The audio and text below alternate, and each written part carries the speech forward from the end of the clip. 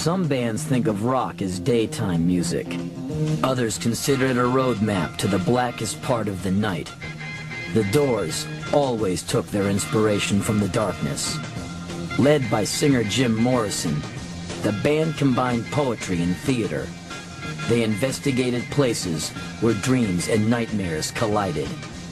They brought an underground vision to the top of the charts. The Doors are legends. This is their story. Bring on dudes to the other side. Bring on dudes to the other side. Bring on dudes. Bring on dudes. During the early 1960s, California was a hotbed of rock and roll. The Beach Boys set the tone for a lifestyle of fun, fun, fun. By mid-decade, San Francisco is a haven for the hippies and their smile-on-your-brother attitude. But in Los Angeles, the Doors left flower power to rot on the vine. They looked for truth by moonlight. Separating themselves from hippie values of optimism and community, the Doors created one of rock's most ominous sounds. At the center was Jim Morrison, a film student and aspiring poet. In a theatrical moment, he called himself the Lizard King and told journalists that the Doors were erotic politicians. I think these days, especially in the States, you have to be a politician or an assassin or something to really be a superstar. Like the Stones in the Velvet Underground, the Doors flirted with danger. They stood for investigating the extremes of every situation. We want the world and we want it now. Right, Mama?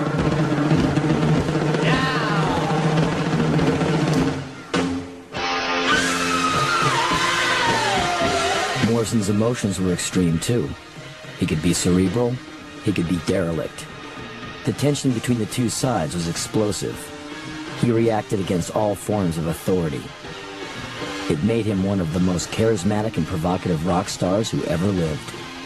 One of the most bewildering, too.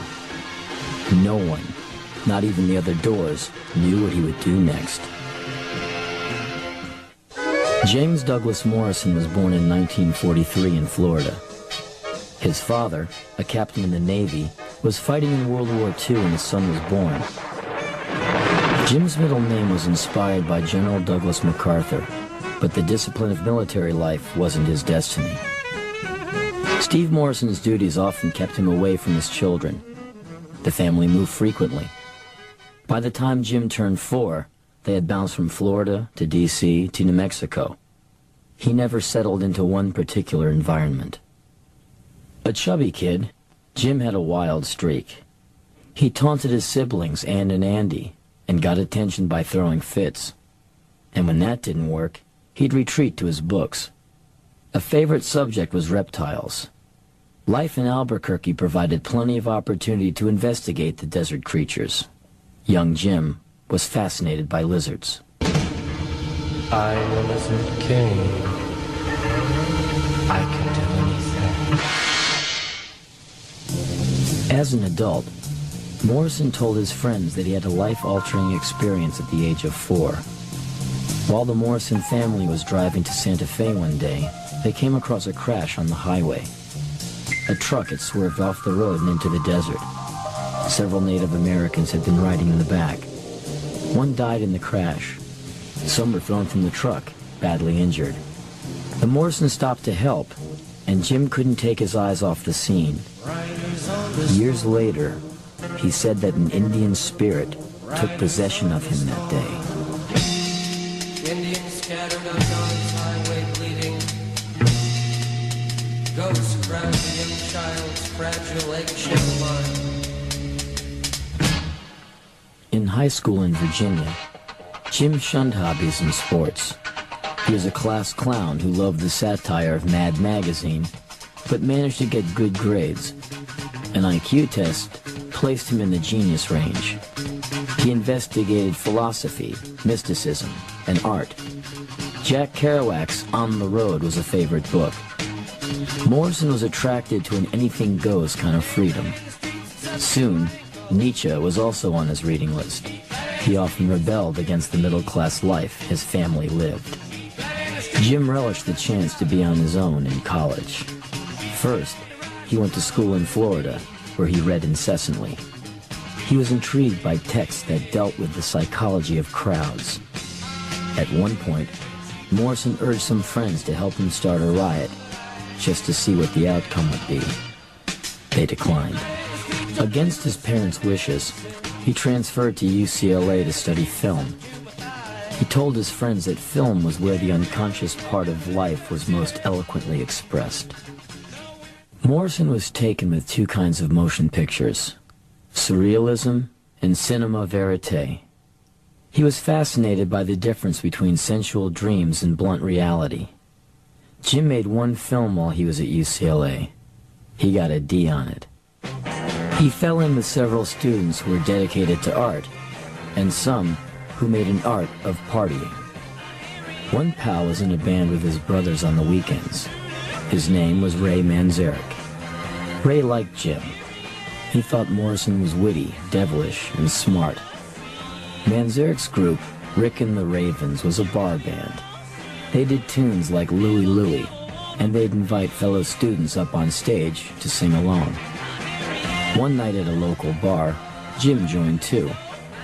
But he was shy and didn't do much more than shake a tambourine. After graduation, Morrison took an apartment in LA's bohemian neighborhood, Venice Beach. There he read the poems of Rimbaud and wrote his own verse.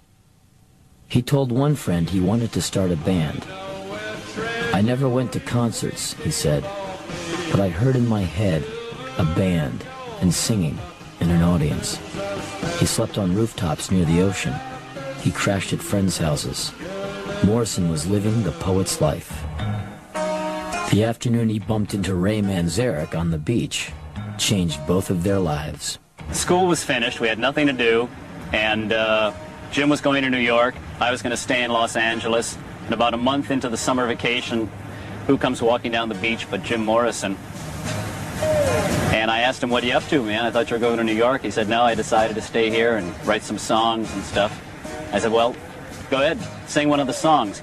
And then he did Moonlight Drive, and I thought the words are just amazing. Let's swim to the moon, let's climb through the tide, penetrate the evening that the city sleeps too high. Let's swim out the night long, it's our time to try. Heart beside the ocean on our moonlight drive. Jim needed someone to believe in him and help him set his words to music. He moved in with Ray and began to work on songs. They called themselves The Doors, after Aldous Huxley's book, The Doors of Perception. Huxley's title itself came from William Blake's line, "If the doors of perception were cleansed, everything would appear to man as it is, infinite." At first, the Doors had no drummer. That changed when Manzarek met John Densmore at a meditation class. John was an inventive drummer without a regular gig. He was playing fraternity parties for pocket money when he met the Doors. Together with a bass player, Morrison, Densmore, and the Manzarek brothers cut a demo tape that included Moonlight Drive, Hello, I Love You, and a tune called Go Insane.